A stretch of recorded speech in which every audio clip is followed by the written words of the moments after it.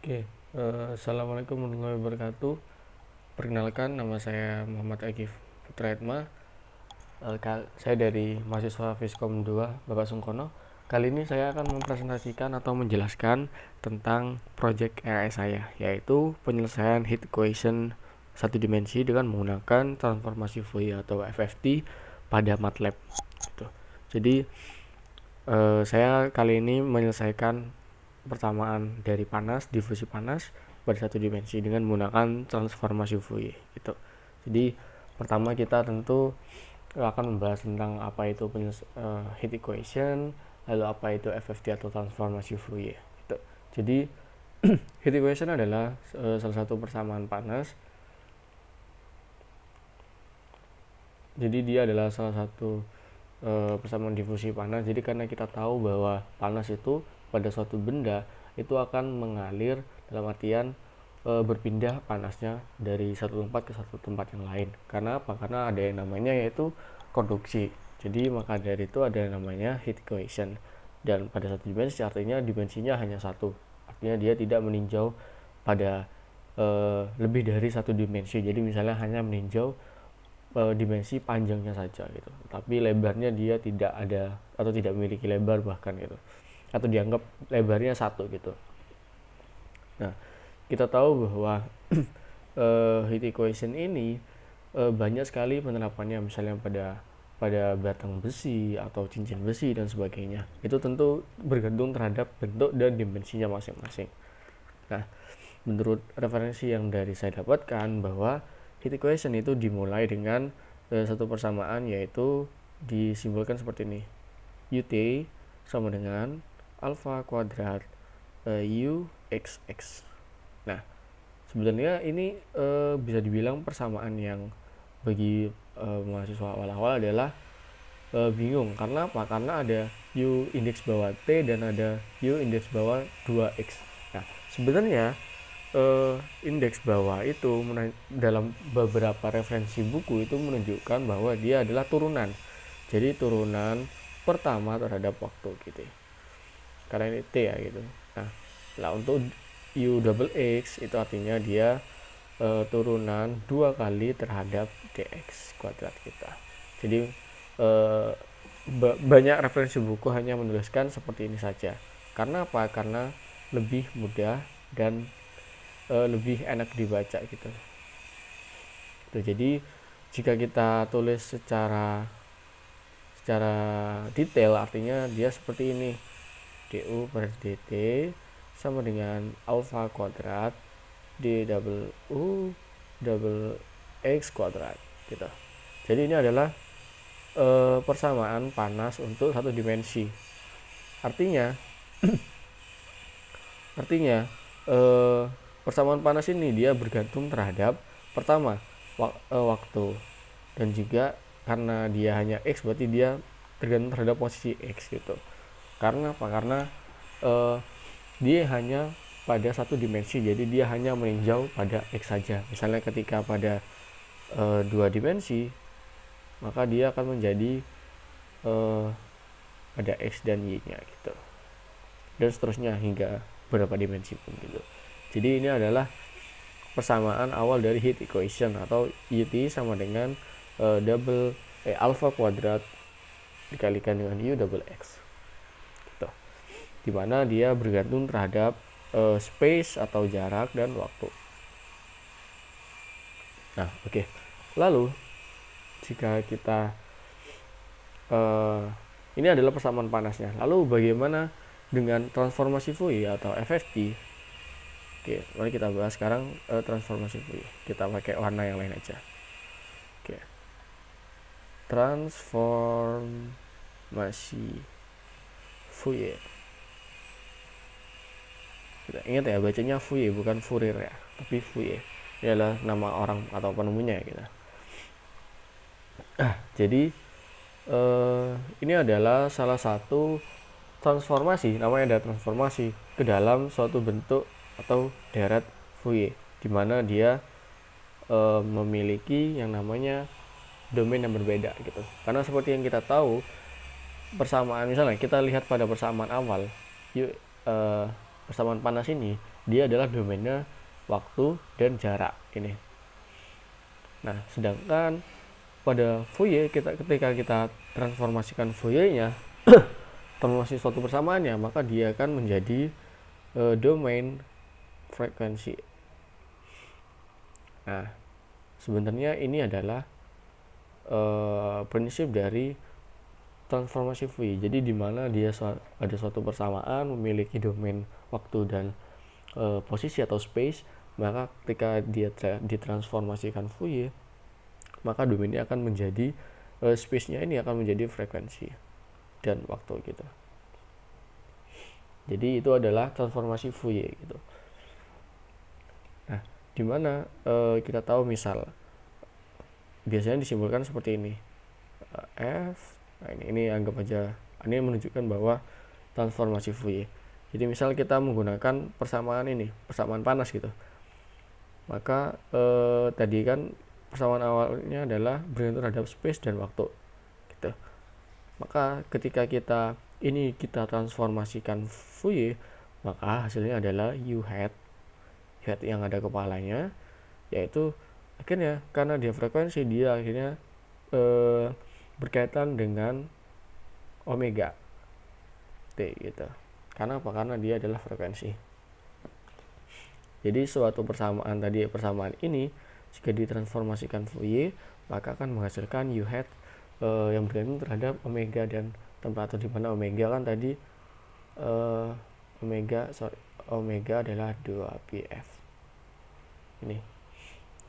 Karena apa? Karena dia bergantung terhadap frekuensi gitu. Oke, dari situ. Nah, jika suatu persamaan di mana dia memiliki turunan pertama dari persamaan ini ya, maka dia akan menghasilkan I omega U hat dan kurung omega, T ini. Lalu ketika dia double X, maka ini akan diturunkan 2 kali dan I-nya akan hilang, maka I dikalikan I akan menjadi minus omega kuadrat U hat dalam kurung omega, T. Nah, ini adalah transformasi Fourier dari persamaan panasnya. Lalu kalau misalnya ditransformasikan kembali, maka simbolnya adalah seperti ini, F inverse. Tuh. Dari minus omega kuadrat U double omega, T, maka hasilnya adalah UX sini.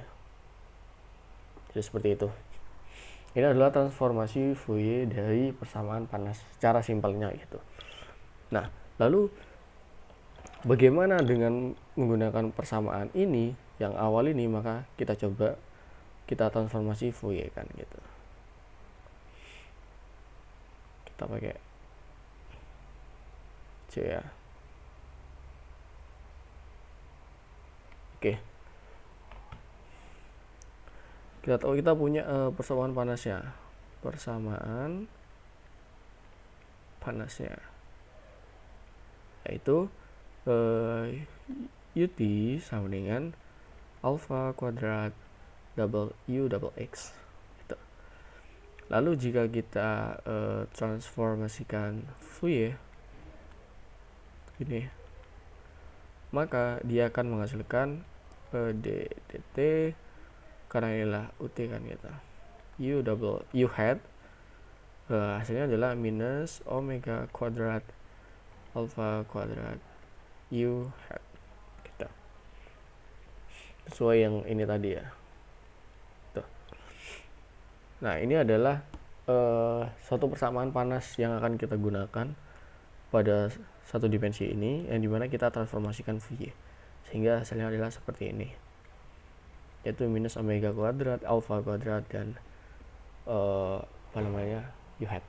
Nah, dimana alpha ini adalah sebuah koefisien dari difusi panasnya gitu.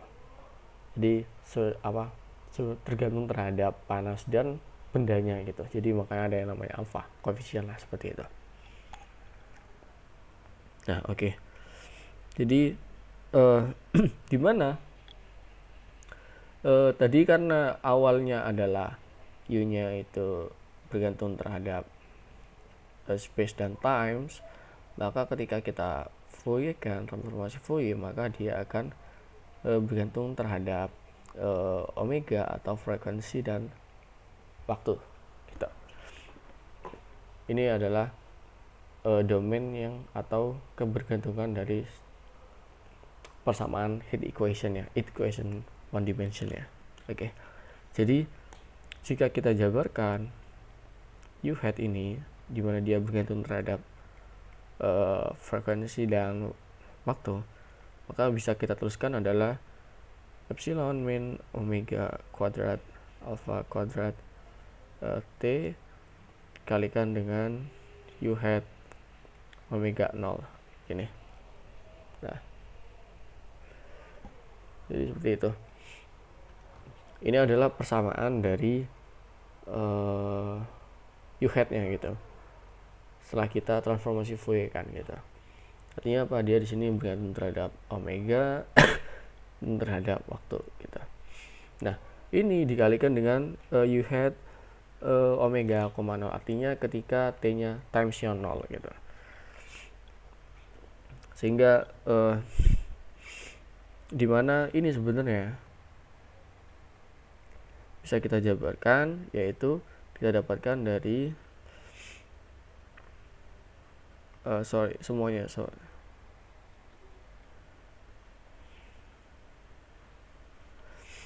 Nah, untuk mendapatkan nilai awalnya, jika kita ingin mentransformasikan atau inverse transform Fourier-nya, maka kita cukup menggunakan yaitu F inverse dari U hat dalam kurung omega, T ini. K sama dengan F inverse dari ini tadi I min omega kuadrat alpha kuadrat T lalu dikalikan dengan ini dengan ini. Nah, sebenarnya U hat omega, 0 ini jika kita transform Fourier kan kembali, maka dia akan sama dengan U x-nya, 0. Karena apa? Karena times-nya, waktunya adalah 0, maka kita bisa kalikan ini kali ya, ini kali U x, 0, artinya dia initial condition, tidak kelihatan. Ini adalah initial condition.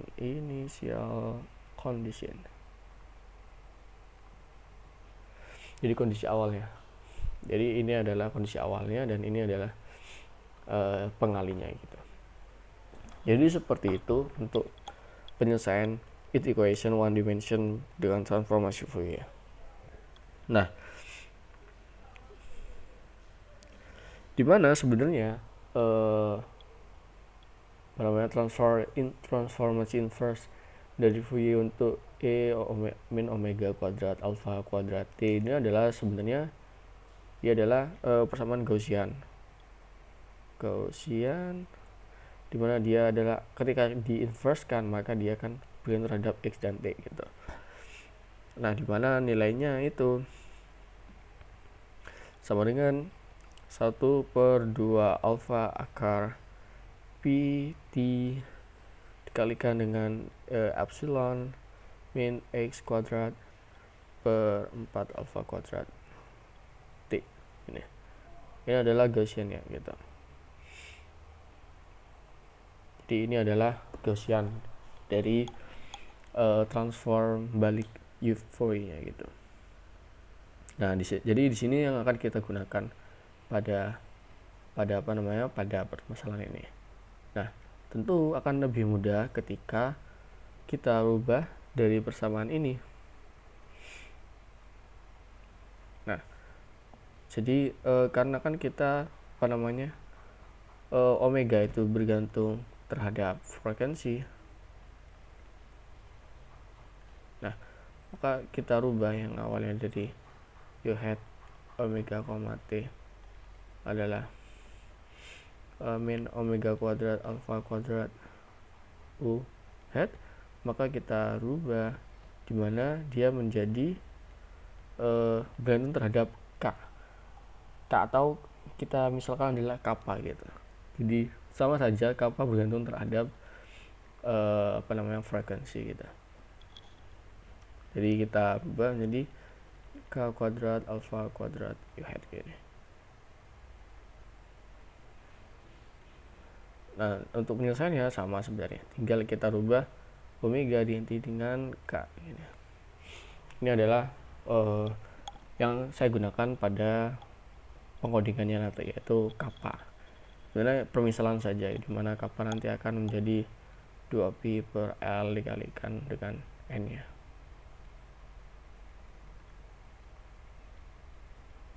Jadi seperti itu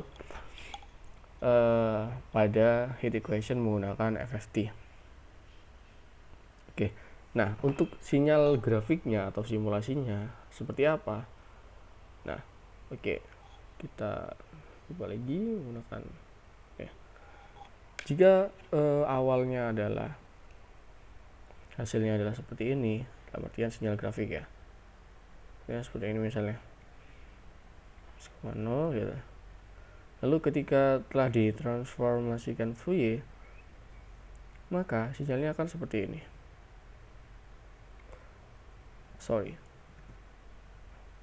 Anggap lurus ya. Jadi gini.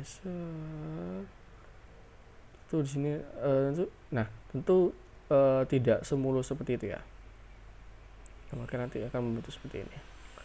Itu nanti akan banyak elemen garis-garis karena bergantung ini.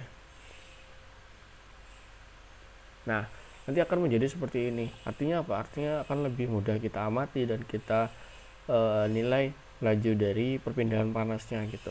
Karena itu adalah fungsi dari transformasi Fourier, mempermudahkan kita dalam menyelesaikan suatu permasalahan gitu. Oke, ini adalah penurunan matematisnya seperti ini. Lalu kita langsung lanjut saja ke pengkodingannya gitu. Nah, ini dia.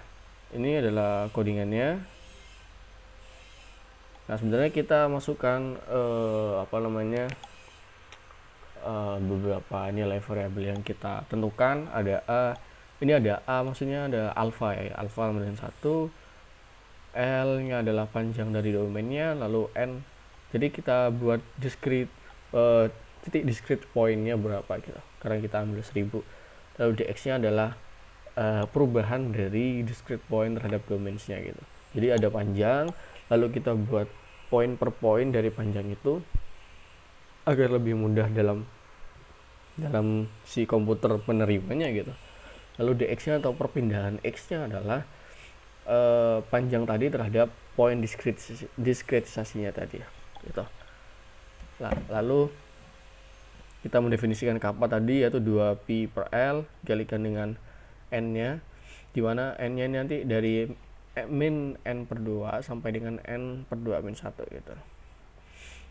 Lalu kita gunakan FFT shift, itu artinya dia adalah membuat nomor-nomor FFT-nya gitu. Jadi kita transformasikan, karena kita akan menggunakan kappa kan, artinya kita menggunakan Fourier kan, transformasi Fourier. Jadi kita merubah ininya menjadi transformasi Fourier gitu. Karena kappa akan bernilai dari FFT-nya ini. Nah, seperti yang tadi dijelaskan bahwa ada initial condition-nya yaitu U0, dan juga nilainya ketika dia nilai L per 2 sampai L per 10 per dx sampai dengan L per 2 plus L per 10 dx bernilai 1 gitu. Nah, ini untuk initial condition-nya gitu. Lalu kita mensimulasikan Fourier dalam frekuensi Fourier-nya gitu, dimana times-nya kita atur 0 sampai 10, dimana perbedaannya ada 0,1 times-nya gitu. Lalu kita menggunakan OD45 gitu dalam menyelesaikan persamaannya. Nah, dimana function dari RHS head-nya ini jadi seperti ini, yaitu ini kan U hat, jadi d U hat per dt atau U hat t indeks bawah sama dengan dia bergantung terhadap waktu, U hat artinya U hat-nya kappa dan alfa gitu.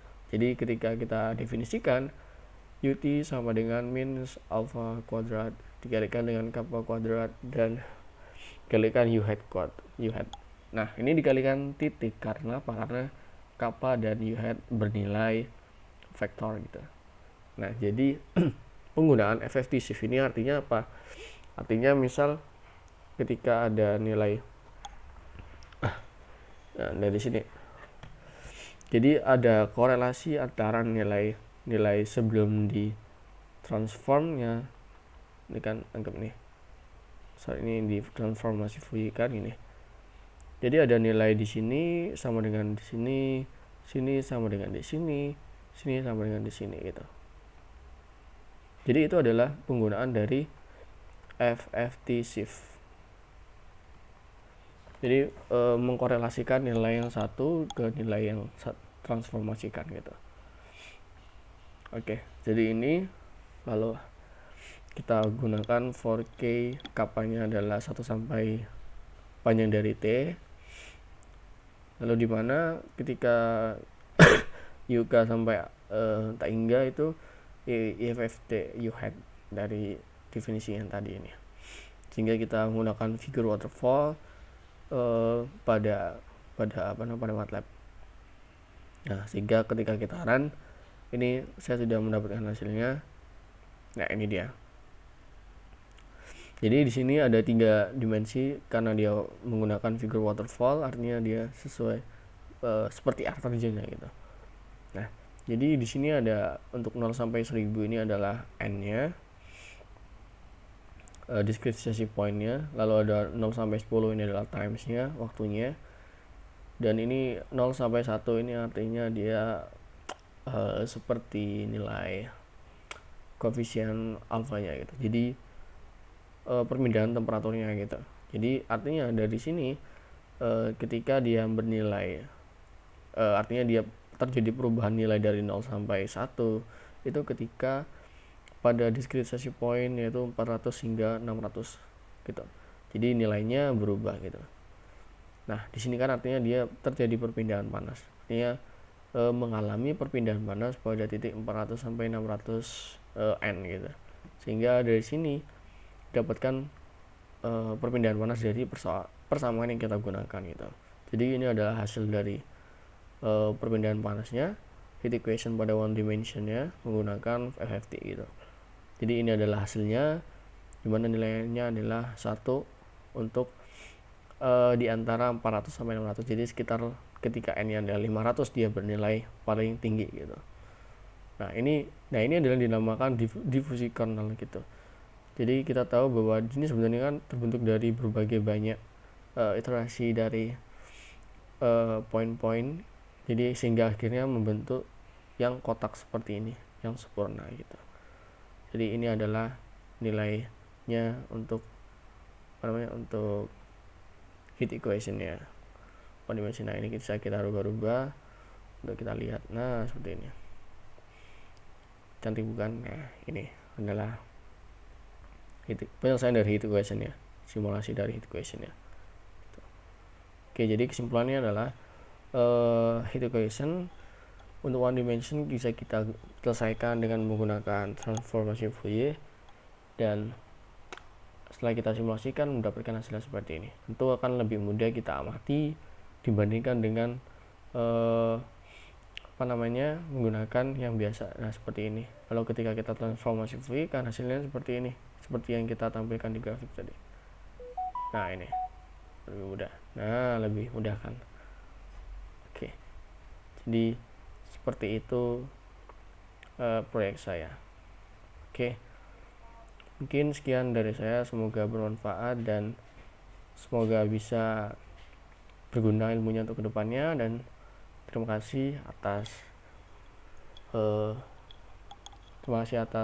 satu semesternya dari Bapak Sungkono. Semoga ilmunya bisa bermanfaat untuk saya dan teman-teman juga, dan mohon maaf apabila saya ada salah dalam penyampaiannya, dan mungkin secara materi bisa dibenarkan lagi gitu, karena jadi saya juga masih belajar gitu.